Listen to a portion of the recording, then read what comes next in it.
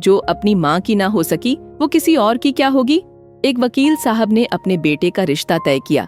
कुछ दिनों बाद वे होने वाले समधी जी के घर गए। पहली बार जब वकील साहब गए, उन्होंने देखा कि होने वाली समधन रसोई में खाना बना रही थीं और होने वाली बहू टीवी देख रही थी। वकील साहब ने चाय पी और चुपचाप चले आए। 1 महीने बाद वकील साहब फिर समधी जी के घर गए। इस बार उन्होंने देखा कि समधन जी झाड़ू लगा रही थीं और होने वाली बहू गहरी नींद में सो रही थी। वकील साहब ने खाना खाया और बिना कुछ कहे लौट आए।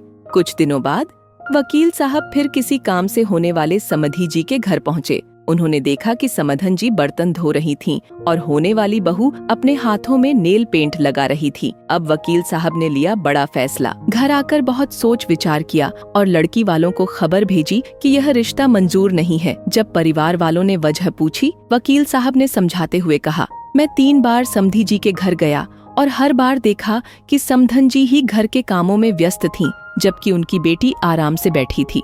जो लड़की अपनी सगी माँ को हर समय काम में व्यस्त देखकर भी उनकी मदद का ना सोचे, वो किसी और की माँ या किसी अजनबी परिवार के बारे में क्या सोचेगी। सीख, जो अपनी माँ की जिम्मेदारी न समझे, वो किसी और की जिम्मेदारी क्या निभाएगी।